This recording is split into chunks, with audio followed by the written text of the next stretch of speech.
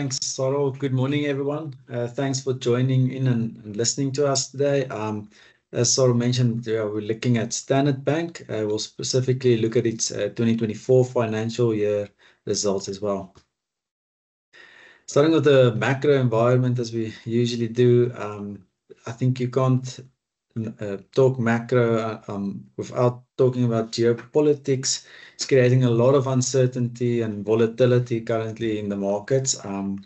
So at first was the wars, and now the more tariff wars or trade wars type of environment that we're seeing at the moment. Also more local politics. The GNU instability would also have weighed on Standard Bank a bit, also due to being SA bank. On the interest rate environment, a while ago we've seen sharp increases in interest rates as inflation come down. We expected cuts. We did see some cuts, but it wasn't as much, as the increases. Therefore, this also translates into the next point, the consumer. The consumer benefited from the lower inflation and also a little bit from the lower interest rates. But one should remember, the interest rates usually have a bit of a delayed effect to show in the economy. So the consumer did improve. We saw it across banks and businesses, but not necessarily too significantly, I would say, but there's definitely improvement. All the banks with the impairments, we've seen that came down quite a lot. Also for Standard Bank, which we'll touch on as we go through the presentation. On a valuation front, the price multiple, such as a price to earnings multiple, is sitting at the low ends of its historic history. We also therefore have a buy recommendation. Just based on these low prices, we think there's more value to be added. To take into account, there's a lot of uncertainty as well in the market, and a lot of volatility, as mentioned. But on a long-term view, it's still we think there's value. What would change our mind is if management outlook does not play out. Why we also put that there specifically is in this results, even though the results were quite flattish, which we'll look at now, the share price did perform quite well on that day. And the reason is the outlook that management gave was quite optimistic or positive. And I think a lot of it, what was baked into the market's expectations, is that this bank is sensitive to net or interest rates, so it benefited from the higher interest rate. And in the decreasing environment, you would have thought there's now going to be pressure on that side. Also, the trading business and Africa business did exceptionally well over the last period or so, and so it formed quite a high base. And especially if you think about the trading business, which can be volatile type of earnings and unpredictable. So you would think that would place some pressure on the outlook going forward. Now, Standard Bank provided some decent outlook, and I think that kind of calmed the markets or made it more optimistic. And that was the positive sentiment on the share price on that day. So that's why we say if this outlook doesn't play out as they guided, I think that would be something a bit negative on Standard Bank. So looking at the event or the 2024 financial year results, first off, I'll just mention that because it has quite a large exposure to Africa, like African countries, where it's very diversified among those countries, it's about 40% or so of the business. So the exchange rate does have quite an impact on Standard Bank. And in this period, the rand strengthened compared to these other currencies. and that would have made growth rates lower, both on the income and on the expenses side. So if we just start at the top, the net interest income, that increased by 3%. That's mainly due to the assets growing. So the average interest earning assets grew by 4%. So they had loan growth on that side, which contributed there. The non-interest revenue was slightly lower. That's mainly due to the currency impact. Asset management insurance business, that did well. That was up 11%. Especially a driver they would have been during the 2024 year. The markets traded higher, and so they benefited from higher market values. The expenses were flat. That's again the rand strengthening. In a constant currency, it increased. And then on the impairment side of the business, impairments decreased by 7%. And then if you look at the third last row in that table, the credit loss ratio, so that's the impairments divided by the loans or assets that they have. So they target usually a range between 70 basis points to 100 basis points. So that's what they call the through the cycle range, or their type of risk appetite for the business.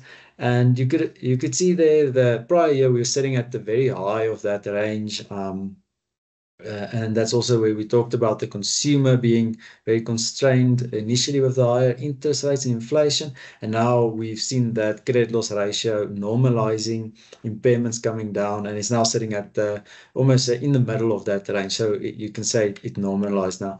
So initially part of our bank investment case was also we expected them to normalize, so you would have get this benefit of lower impairments. So that lower impairment outlook benefit. So that's basically gone now, we would say.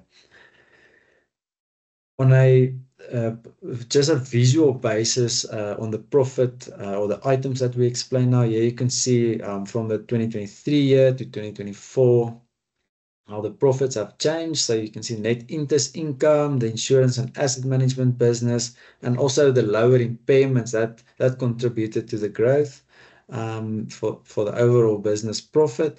And that was largely offset by also a decrease in fair value adjustments on the investment property. So the prior year just had a lot more gains. So there was just a high prior year base on that front. In the net interest margin front, so for the net interest income, so this being a main driver, there you can see the margin slightly decreased from 494 basis points to 490, with the endowment impact being positive still because it's calculated across all the countries and on an average basis for the interest rates. So that was still a positive effect, while the asset pricing and mix was a detractor on the net interest margin. So on the one end, there's some increased competition in the lending space. So that placed pressure on that front. And then also on the asset pricing or the mix, apologies, on the mix side, what happened there is a lot of the loan growth that they had was in the corporate side, so corporate loans for big companies and so forth. And those are usually then lower type of net interest margin business. So that mix shifted a bit to lower margin business. So those are the main drivers, what happened on the net interest margin. Looking at the non-interest revenue, starting with the net fee and commission income, you can see that it increased by 4%. They also had growth in their active clients, which they cited 4% growth. They also mentioned that there was growth in the volumes of the business as well. On a constant currency basis, however, it's worth noting that this line did increase by 11%. So that's, again, this currency impact of the rand strengthening relative to the other African countries. The trading revenue was up 3%, and then also the other decreased quite significantly. And that's unfortunately just some accounting reclassification technical side of it. So the revenue there basically in short just moved from a non-interest revenue to net interest income based on some technical accounting sides of it.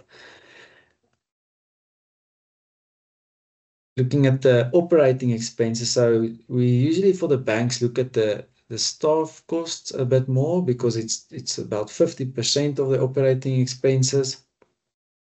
And for this period, the operating overall expenses was flat 0%, while the staff costs were increased by 2%. So why it's so flat? As mentioned, the constant or the currency impact expenses was up in constant currency by 8%. And then looking at the staff cost, the banking headcount, they said was flat. However, there was the inflationary, like the annual salary type of increases, and also the banks tend to shift a bit more to the more expensive mix of employees as based on trying to acquire talent and skilled and employees. And sometimes when they do projects, they also appoint more contract workers on that front. So that could also be more expensive then.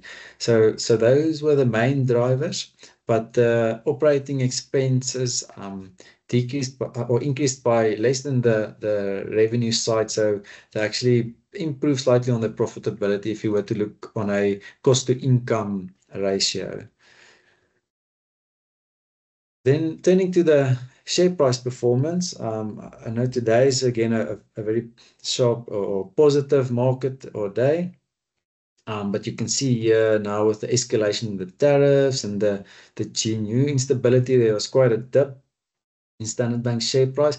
However, it didn't necessarily decrease that much more in the data or the chart that you see here compared to the benchmark. But yeah, overall markets are lower, and Standard Bank also in line with markets traded lower recently. But over this about three-year period or so, you can see it slightly outperformed.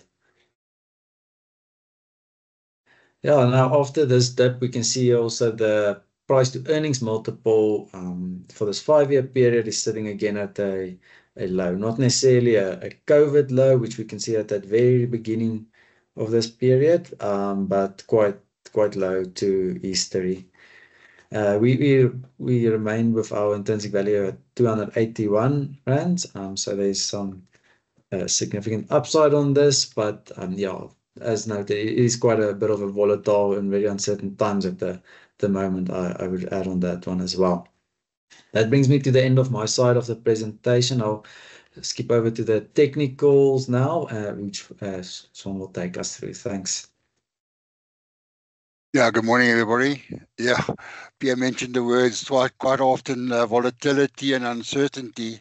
Yeah, you can see the chart of Standard Bank at yesterday's close. You can see how volatile that chart is, but yeah, it's trading below its, trading far below its 20, its 50, and its 200-day moving averages. So as I always call it, it's the medium and the long-term trends are bearish, or they remain bearish. In the short term, the share price has recently broken below that support trend line to trigger a change in trend in the shorter term. And even more recently, it's just retested or tested a newer support trend line. So we'll see if that support holds.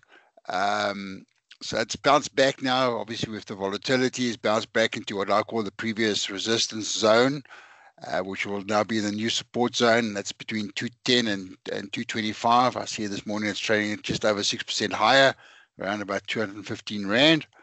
And you can also see at the bottom there, the MACD indicator is trading far in oversold territory. And it's below its trigger line, and obviously confirms the most recent bearish price action.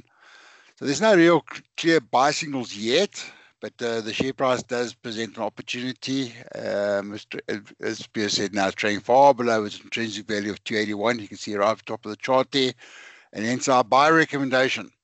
And that's how we see it. Thank you.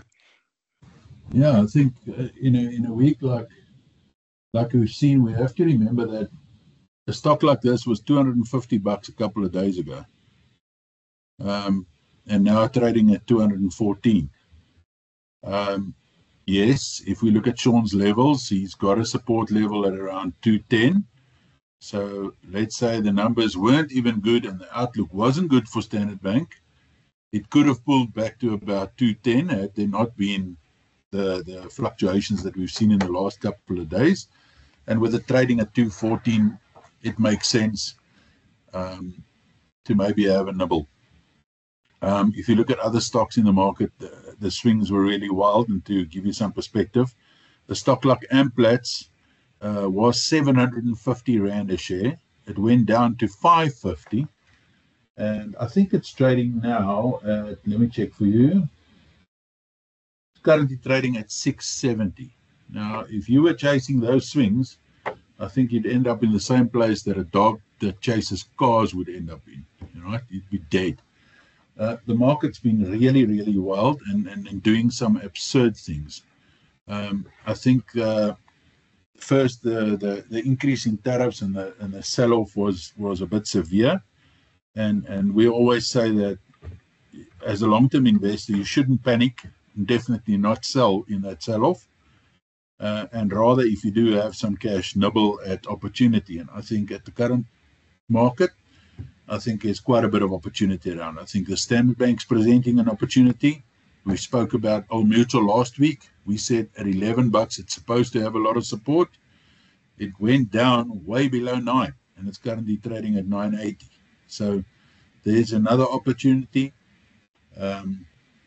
It's really been very, very wild here, and you shouldn't be chasing the prices, but I think the dip is really offering some very good opportunities here. Just to put a bit of perspective, I mean, obviously the reversal of Trump, and to say that he's now only going after China and he's leaving the rest of the tariffs and stuff to roughly 10%, that's what's making us bounce here. But I think this nervousness will persist for a while and we'll see some wild fluctuations. But if you buy and follow the principle that Warren Buffett follows, where he says he gets into something when he understands it, and that's the reason why we have these discussions with you guys, is to try and understand it. And I mean, Pierre's given us an understanding of what's happening in Standard Bank. What does their interest income look like? You know, how does their bad debts look? Are there impairments? And that says that the stock's basically valued at 281. And on that basis, the current level is offering a lot of opportunity. I'm going to hop into the chat now because I'm doing a lot of talking here today, sorry. But I just wanted to provide some perspective on what's happening in the market, because I know that we all get nervous. And I mean, money becomes emotional when things sell off the way they had. Let's see. Andre says, any comments on the CEO, the deputy CEO who left for Absa Bank, and top management being caught offside? Yeah, have you got any view on the management at Standard Bank? So the one thing I would note there is, yeah, it's quite interesting at the moment. It looks like all the banks are poaching each other's top management. We also had, Absa, I think it was the CFO going to Nedbank, and now you see this happening here. So yeah, it's kind of, yeah, it looks like a theme that's starting to play out here. But on the note, like the view, not necessarily so. We do consider management, but it's quite difficult to really gauge, the impact of one person or so on these banks. I think, all the these are quite large banks, and it filters through, let's say not necessarily the top executives, but all the various managements and the businesses and the established processes that there are. So it's a good question about what impact it will have.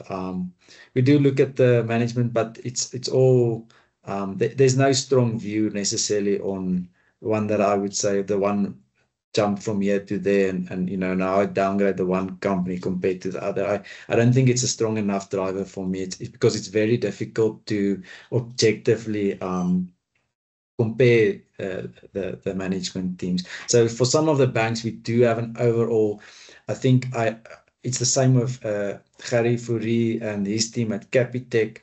We have quite a high view of the management team there, just because what they've accomplished and how innovative the bank is. But even him retiring or leaving Capitec,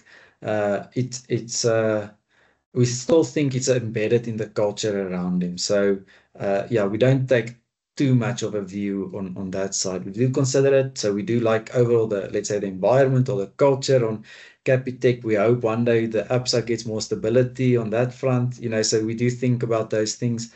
But yeah, it's a tricky one to place too much weight on, I would say. Yeah, I think it does influence the way that you view a share because management plays a big role in the success of the company.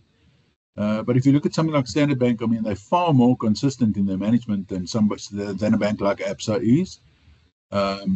I mean, before Sim Shabalala, Jaco Maria was there for ages, and I mean, Sim has been there since 2013, so it's really solid here. So I don't think it's such a big deal. Let's see. Frederick says, is it correct that the chairman will manage in the interim? Sim. Yeah, look, I think the guy that left was the deputy CEO. Am I right, Pierre? Yes. Yeah, yes. Sim is still the CEO. Yeah, I think the other thing is he was the deputy CEO, but then of the South African business, from what I understand, the CEO. So that's maybe the other part of it. But yeah, they will. Yeah, I don't think necessarily it's a concern. But. Yeah, I think the management's fairly solid at this bank, so I don't think that's going to influence the share price that much. We saw what influenced the share price this week. Guy with blonde grey hair in the White House that's seemingly losing his mind. But yeah, and then markets fall and run for no apparent reason. I think it's best to sit on the sideline, not panic, have a good look at opportunity, evaluate the stuff that we do understand, and then take a decision from there. Let's see, any other questions? I don't see any other questions. Guys, any other questions whilst we've got Pierre? Nothing from the floor? Okay, I think we're going to leave it at that. Sean, thanks for your technical bit, mate. I know this chart doesn't make sense. It's falling like a stone and then bouncing again. If you had to put today's stuff up there, it'll look slightly different with a long green bar. Dennis says, yeah, Dennis, the preferred bank with us. Absa. Pierre, you still preferring Absa? Yes. Yeah. From a valuation perspective, you definitely preferring Absa. Yeah, Dennis, we're still on the Absa side of things, although we think Standard Bank is presenting opportunity. We still think Capitec is slightly expensive, although that's also fallen hard during this week. Am I right, Pierre? Yeah, so Capitec is becoming a bit more interesting. It's that one bank you want to get it, but you want to get it when the price is right, because it's like the last couple of years it's been testing like a high PE and then it kind of retraces a bit. So you want to get that timing probably right.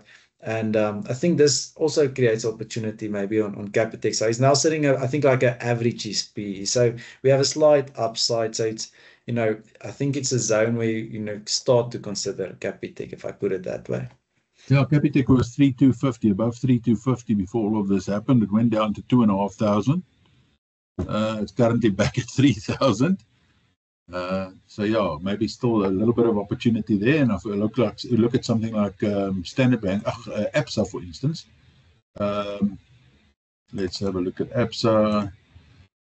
Absa was trading around just under 200 Rand, went down to below 150, and currently sitting at 163. So yes, definitely an opportunity there on the Absa side. And I think that's way below your intrinsic value for that as well, Pierre. Yeah. Okay. All right. So to summarize, wild markets that make people nervous. Take solid decisions, guys. Don't panic. And if you do have a bit of spare cash, I think there's plentiful opportunity around to take a nibble. We'll be back next week, Thursday, and we'll be talking about PPC, I think. So it'll be PPC next week, just before the long weekend. We'll see you same place, same time. Thank you very much for your insights, Pierre, and thank you, Sean, for helping with the technical bit. Cheers. Thanks. Cheers.